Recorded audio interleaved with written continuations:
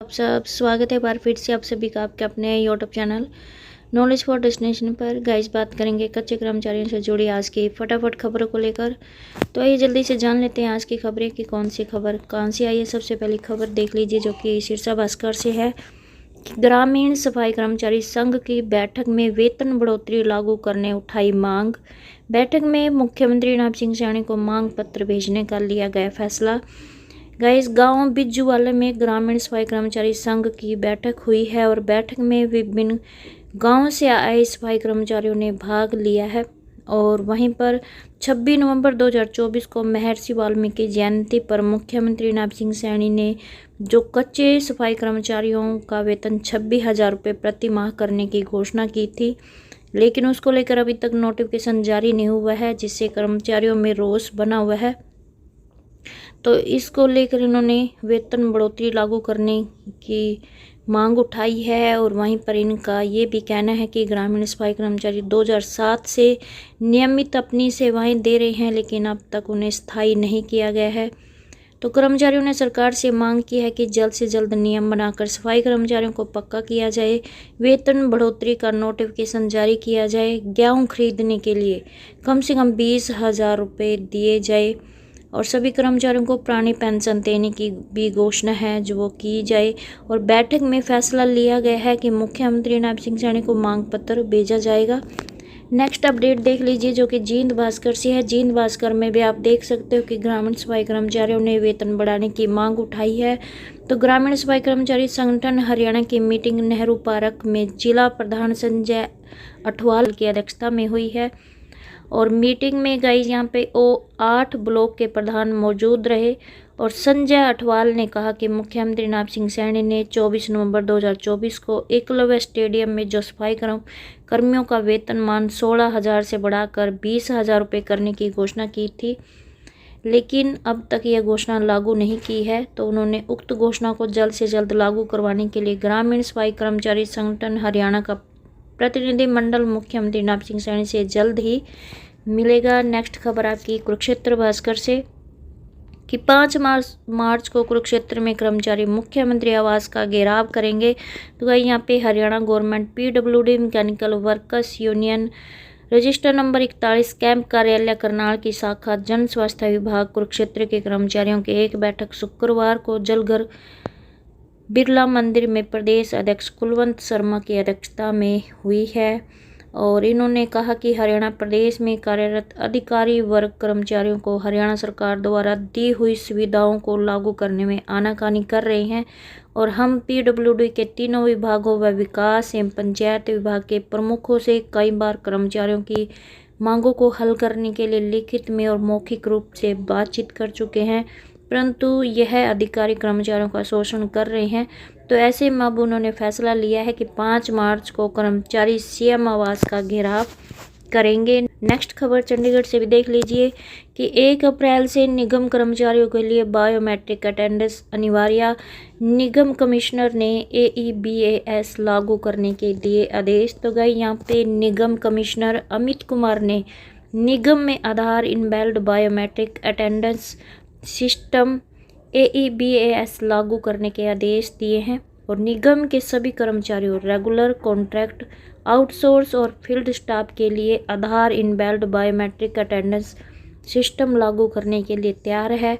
कर्मचारियों को 13 मार्च तक पोस्टिंग के स्थान सहित अपना बायोमेट्रिक डेटा अपडेट करना होगा। और वहीं पर 15 से 31 मार्च तक सिस्टम का ट्रायल रन होगा। और 1 अप्रैल से कर्मचारियों के लिए बायोमेट्रिक उपस्थिति अनिवार्य होगी और उनकी सैलरी को अटेंडेंस रिकॉर्ड से जोड़ा जाएगा। और जिसका उद्देश्य है वर्क फोर्स मैनेजमेंट में ट्रांसपेरेंसी, एफिशिएंसी और अकाउंटेबिलिटी को बढ़ाना है।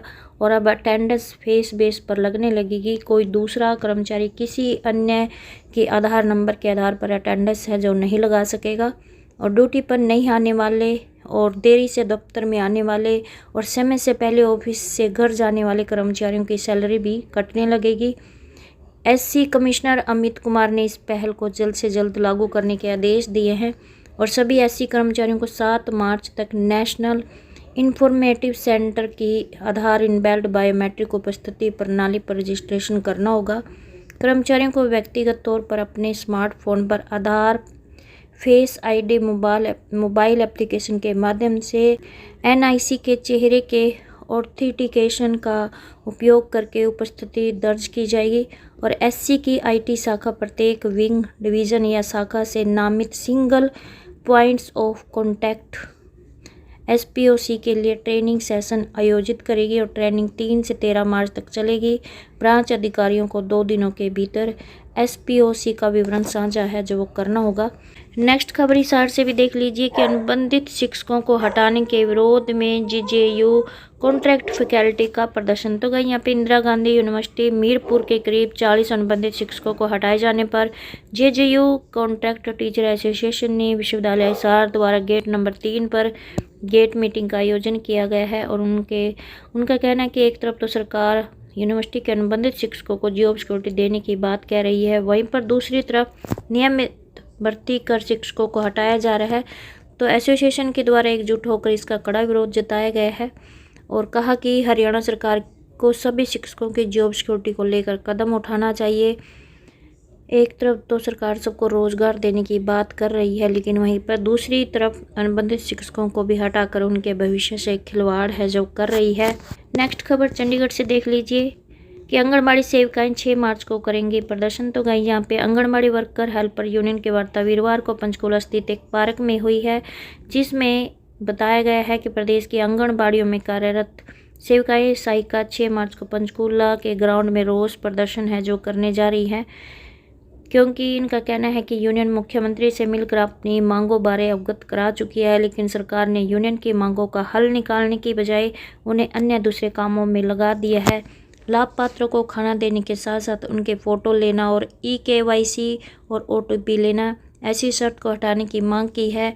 और वहीं पर इनका कहना है कि इंटरनेट और स्पेस कम होने के कारण अक्सर फ़ोन सेट हैंग हो जाता है और आंगनबाड़ी वर्कर को PF की सुविधा दी जाए। हरियाणा में जो आंगनबाड़ी वर्कर व हेल्पर सेवानिवृत्त हो जाती है उसे किसी प्रकार की पेंशन की सुविधा नहीं दी जाती है और इन्हीं मांगों को लेकर सेविकाएं सहायिका हैं जो 6 मार्च को पंचकूला के ग्राउंड में रोष प्रदर्शन है जो वो करने वाली हैं। नेक्स्ट खबर आपकी कुरुक्षेत्र भास्कर से कि 8 मार्च को रोहतक में एकत्रित होंगे रोडवेज कर्मचारी। तो गई यहाँ पे all Haryana roadways workers union की बैठक सब डिपो प्रधान विनोद शर्मा की अध्यक्षता में हुई है और बैठक में इन्होंने फैसला लिया है कि रोडवेज यूनियन द्वारा पिछली बैठक में परिवहन मंत्री के आगे कुछ मांगे रखी गई थी। इन मांगों को पूरा करवाने के लिए यूनियन द्वारा 8 मार्च को रोहतक में बैठक की जाएगी और वहीं पर सब डिपो के सभी कर्मचारी इस बैठक में भाग लेंगे। इसमें सरकार से मांगों को पूरा करवाने के लिए रणनीति है जो बनाई जाएगी। इसके अलावा यूनियन में नए सदस्यों को भी शामिल किया गया है, जिसमें बलवान चिका, सुरेश पाल, सुभाष, सोमवीर व अन्य हैं जो मौजूद रहे। नेक्स्ट खबर चंडीगढ़ से कि सांसद मनीष तिवारी ने सफाई कर्मचारियों की मांगों के संदर्भ में नगर निगम कमिश्नर को लिखा पत्र, लंबे समय से लंबित मांगों को जल्द से जल्द पूरा करने को कहा। तो गई यहाँ पे सांसद और पूर्व केंद्रीय मंत्री मनीष तिवारी ने चंडीगढ़ नगर निगम में कार्यरत सफाई कर्मचारियों के विभिन्न मांगों के संदर्भ में नगर निगम कमिश्नर को एक पत्र लिखा है और जिसमें गाइस यहाँ पे उन्होंने सफाई कर्मचारियों की लंबे समय से लंबित मांगों से अवगत करवाया था। निगम कमिश्नर को लिखे पत्र में सांसद तिवारी ने सफाई कर्मचारियों की मांगों पर विचार करके उन्हें जल्द से जल्द पूरा किए जाने को कहा है। जिन मांगों में MOH विभाग में अनुकंपा के आधार पर पिछले 15-20 सालों से लगे हुए डेली वेज डेथ केस से संबंधित सफाई कर्मचारियों को जल्द से जल्द पक्का करने, 1650 रिक्त रेगुलर सेक्शन पोस्टों को जल्द से जल्द भरने, 5 गांव वालों का हाउस रेंट जल्द से जल्द लगाने और 13 गांव वालों का बेसिक प्लस DA जल्द से जल्द लगवाए जाने की मांग शामिल है। नेक्स्ट खबर आपकी देख लीजिए जो कि रेवाड़ी से है कि मुख्यमंत्री ने छटनीग्रस्त IJU रेवाड़ी के 35 रिसोर्स पर्सन को रिजाइन करने हेतु अधिकारियों को दिए आदेश। तो गाइस हाल ही में प्रोफेसर, एसोसिएट प्रोफेसर और असिस्टेंट प्रोफेसर की 56 स्थायी नियुक्तियां होने से इंदिरा गांधी यूनिवर्सिटी मीरपुर रेवाड़ी में 5 से 12 वर्षों से कार्यरत 35 रिसोर्स पर्सन गेस्ट फैकल्टी को तुरंत प्रभाव से हटा दिया गया था। तो मुख्यमंत्री नायब सिंह सैनी से हुक्टा का डेलीगेशन मीरपुर के छटनीग्रस्त रिसोर्स पर्सन के साथ लगातार पूरे 1 सप्ताह से चंडीगढ़ CM आवास व अन्य जगहों पर मिला और वर्तमान परिस्थितियों पर संज्ञान लेते हुए CM ने अब अधिकारियों को सख्त निर्देश दिए हैं कि मीरपुर के छटनीग्रस्त सभी 35 रिसोर्स पर्सन की सेवाएं पुनः बहाल कर इन्हें समायोजित है जो किया जाए और उनके द्वारा विधानसभा में किए गए वादे अनुसार विश्वविद्यालय में कार्यरत सभी अस्थायी असिस्टेंट प्रोफेसर को कॉलेज के एक्सटेंशन लेक्चरर की तर्ज पर कानून बनाकर सेवा सुरक्षा है जो दी जाए ताकि महंगाई के दौर में उनका और उनके परिवारों का गुजारा है जो वो हो सके। और हुक्टा के प्रदेश अध्यक्ष विजय मलिक व प्राची ज्ञान ने संयुक्त बयान में बताया कि सीएम ने छटनी किए गए रिसोर्स पर्सन को एडजस्ट करने के लिए मौके पर ही आदेश दिए हैं, लेकिन अब तक गेस्ट फैकल्टी की ज्वाइनिंग नहीं हो पाई है, जिसके कारण सभी बहुत परेशान और हताश हैं। और वहीं पर इस मामले पर प्रकाश डालते हुए हुक्टा की इकाई आईजेयू रिवाड़ी के अध्यक्ष करमवती यादव ने बताया कि मीरपुर यूनिवर्सिटी में स्थायी भर्ती के बाद भी 41 स्वीकृत पद रिक्त बचे हुए हैं, जिन पर सभी छटनीग्रस्त रिसोर्स पर्सन को 57,700 के वेतनमान पर पुनः बहाल है जो किया जा सकता है। और विजय मलिक ने यह भी बताया कि आईजेयू मीरपुर के जैसे ही हरियाणा के बाकी सभी सरकारी विश्वविद्यालय में कार्यरत अस्थायी सहायक प्रोफेसर भी लगभग 1 दशक से अपनी सेवाएं विश्वविद्यालय को देते आए हैं एवं यूजीसी के सभी भर्ती मापदंडों को पूरा करते हैं। तो गाइस यहाँ पे नेक्स्ट अपडेट आपकी चंडीगढ़ से है कि हरियाणा के 1.20 लाख अस्थायी कर्मचारियों को जॉब सिक्योरिटी देने के लिए नियम बनेंगे। मुख्यमंत्री नैब सिंह सैनी देंगे कमेटी की रिपोर्ट को मंजूरी। सरकार ने वरिष्ठ अधिकारियों की कमेटी गठित की थी। तो गाइस यहाँ पे हरियाणा सरकार के 1.20 लाख अस्थायी कर्मचारियों को जॉब सिक्योरिटी देने के लिए नियम बनेंगे। सरकार ने सीनियर IAS अधिकारियों की कमेटी गठित की थी। तो कमेटी ने कई बैठकें करने के बाद नियमों का मसौदा तय करके मुख्य सचिव को प्रस्तुत कर दिया है और मुख्य सचिव अनुराग रस्तोगी ने ये नियम मुख्यमंत्री नैब सिंह सैनी के पास मंजूरी के लिए भेज दिए हैं। तो गाइस यहाँ पे ये नियम बन चुके हैं, सिर्फ मुख्यमंत्री की मंजूरी मिलने की देर है और मंजूरी मिलने के बाद ये नियम है जो अधिसूचित हो जाएंगे। और अब इन नियमों से ये स्पष्ट होगा कि आउटसोर्सिंग पॉलिसी पार्ट 1 के तहत लगे अस्थायी कर्मचारियों को जॉब सिक्योरिटी मिलेगी। और सरकार ने जो अधिनियम अधिसूचित किया है उसमें कहीं पर भी आउटसोर्सिंग पॉलिसी पार्ट 1 का जिक्र नहीं है, इसलिए काफ़ी विभागों के अफसरों ने उन कर्मचारियों को यहाँ पे जॉब सिक्योरिटी नहीं दी थी जो आउटसोर्सिंग पॉलिसी पार्ट 1 के तहत लगे हैं, मगर वे हरियाणा कौशल रोजगार निगम में पोर्ट है जो नहीं हुए हैं और विभाग बोर्ड निगम में ही कार्यरत है। तो नियमों का जो मसौदा अधिकारियों ने तैयार किया है उसमें अब यहाँ पे स्पष्ट किया है कि अस्थायी नौकरी पर कार्यरत वे कर्मचारी भी जो आउटसोर्सिंग पॉलिसी पार्ट 1 के तहत लगे हुए हैं। हालांकि अधिनियम में भी लिखा हुआ है कि कोई भी अस्थायी कर्मचारी जिनके 15 अगस्त 2024 को 5 साल हो गए हैं और जिनका वेतन 50,000 रुपये से कम है उन्हें जॉब सिक्योरिटी मिलेगी।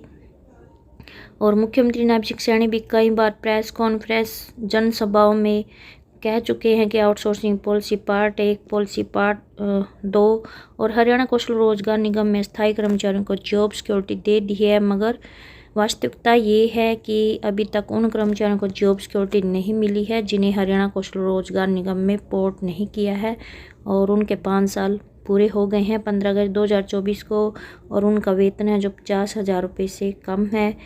और तो गाइस यहाँ पे अब ये नियम बनकर तैयार हो चुके हैं और जल्दी गाइस यहाँ पे अब जो आउटसोर्सिंग पॉलिसी पार्ट 1 के तहत लगे हुए कर्मचारी हैं उनको यहाँ पे जॉब सिक्योरिटी है जो वो मिलेगी।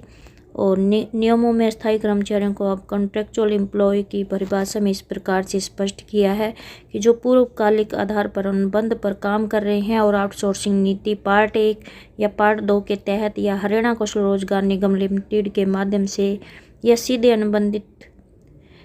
सीधे संबंधित विभाग द्वारा तैनात हैं।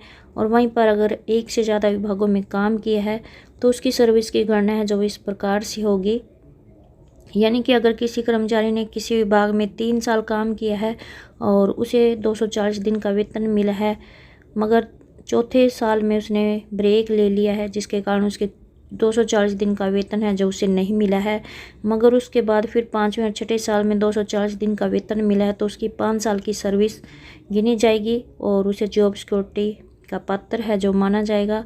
इसी तरह अगर कोई कर्मचारी एक विभाग में चपरासी की सेवाएं हैं जो वो 3 साल दी है और 240 दिन का वेतन प्राप्त किया है मगर बाद में वह हट गया तो उसके 3 साल पूरे माने जाएंगे। और उसके बाद कर्मचारी फिर से छठे और सातवें में उसने 240 दिन का वेतन शामिल किया तो उसके 5 साल पूरे माने जाएंगे। तो ये थी गाइस आज की छोटी बड़ी अपडेट। आई होप आपका ये अपडेट चल गया। प्लीज़ चैनल को सब्सक्राइब और वीडियो को लाइक कमेंट शेयर करना ना भूलें। धन्यवाद।